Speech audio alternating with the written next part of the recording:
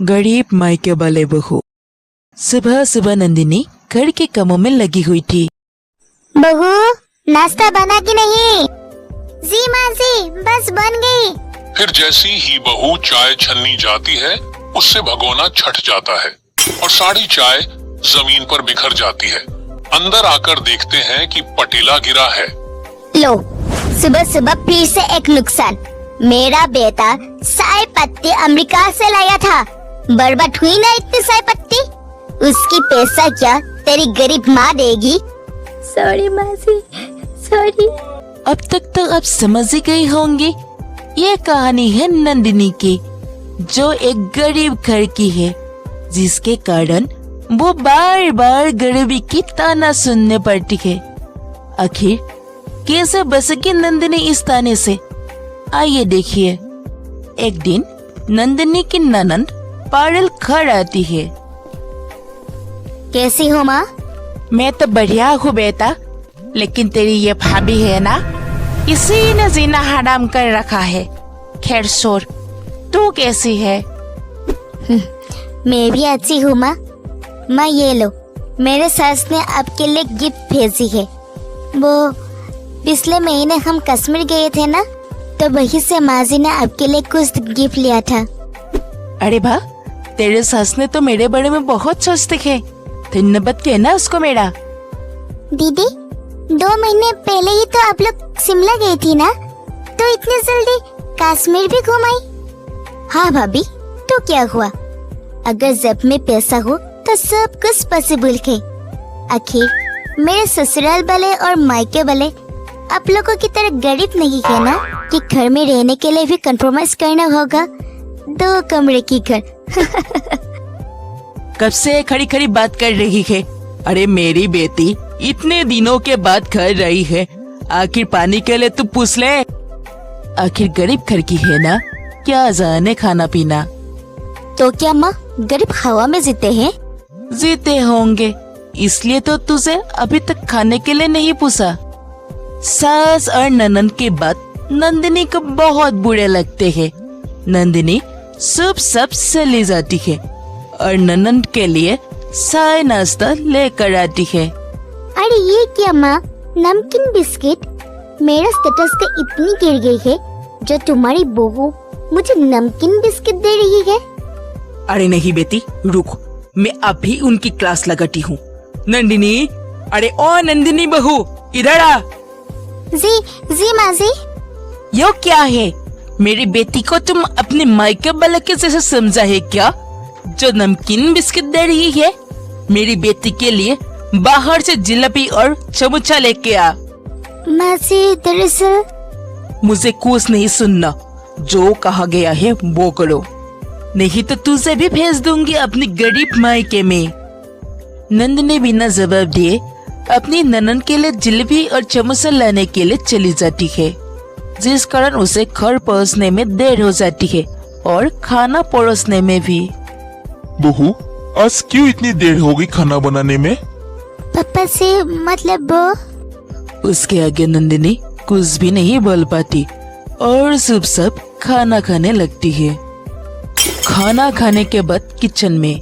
सत्यानाश हो भाभी, आप एक भी काम ढंग से नहीं कर सकती क्या? आपको आपकी माँ ने कुछ भी नहीं सिखाया?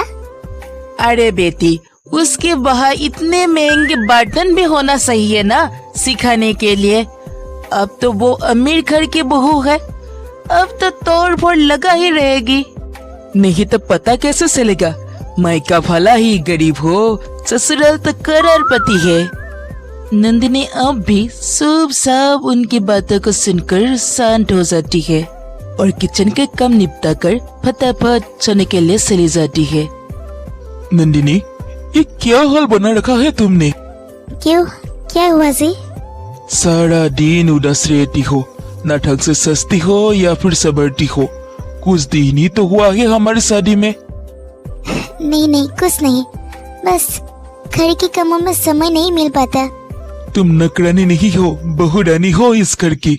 समय नहीं मिल पाता तो समय निकालो मेरी जान। जी।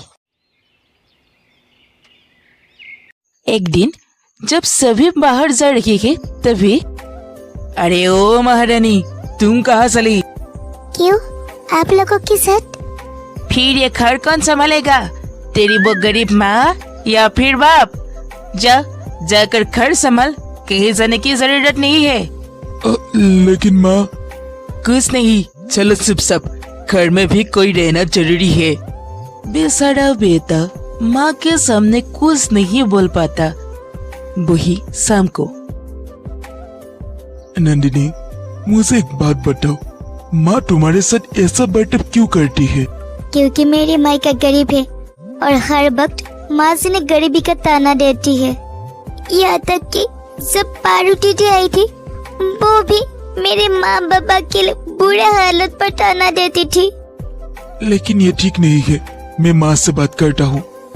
नहीं जी, फालतू में घर में कलेश होगा और मैं नहीं चाहती मेरे वजह से घर में कलेश हो। ठीक है।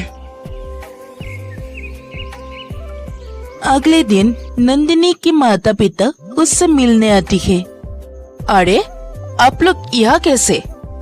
मैं तो बस अपने बच्चे से मिलने आई थी। आपको पता नहीं, बेटी के ससुराल में खाली हाथ नहीं आते, कम से कम मिठाई का डब्बा तो ले आती। बैठिए, मैं नंदिनी को बुला कर लाती हूँ।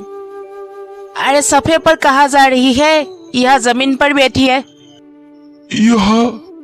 हाँ यहाँ। फिर यहाँ नंदिनी आती है। नंदिनी अपने माता पिता को जमीन पर बैठा देखकर हैरान हो जाती है। माँ पापा, आप यहाँ पर क्यों बैठी हो? चलो मेरी कमरा में चलो। कहीं नहीं जाएंगे, ये यही मिल ले और यहाँ से विदा कर। तभी वहाँ पर संदन आ जाता है। बस माँ, बहुत हो गई। शादी के दिन से देख रही हूँ नंदिनी के साथ अब कैसा बर्ताव कर रही है।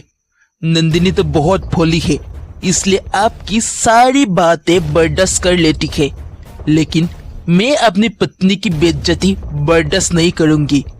जहाँ मेरी पत्नी की सम्मान नहीं है, वहाँ उस घर में मैं भी नहीं रहूंगी और मेरी पत्नी को भी नहीं रहने दूंगी। अरे वाह वाह वाह वाह, आज तो तेरी बहुत जबान चल रही है बेटा। जबान नहीं चल रही है माँ, जो हकीकत है वो कह रही हूँ। तो तू कहना क्या चाहती है? तू इस घर को छोड़ कर चली जाएगी, वो भी अपने इस गरीब ससुराल के लिए? हाँ माँ। उसके बाद चंदन अपने सास और ससुर के साथ नंदिनी को लेकर चला जाता है। कुछ सालों के बाद, बेटा मुझे माफ कर दे, मुझे बहुत बड़ी गलती हो गई, मुझे माफ कर दे बेटा, मुझे तेरी जरूरत है, चल मेरे साथ हमारे घर चल। नहीं माँ, मैं नहीं जाऊंगी। बेटा तेरी माँ बदल चुकी है, अब गुस्सा थूक दे और चल, बहू और तू हमारे साथ हमारे घर वापस चल। सुनिए ना, अब गुस्सा छोड़ भी दीजिए। इतने साल हो गए, मम्मी से अपनी गलती भी मान रही है, अब घर चलो। उसके बाद संदन नंदिनी के साथ अपने घर वापस लौट जाती है और सारों खुशी खुशी रहने लगती है।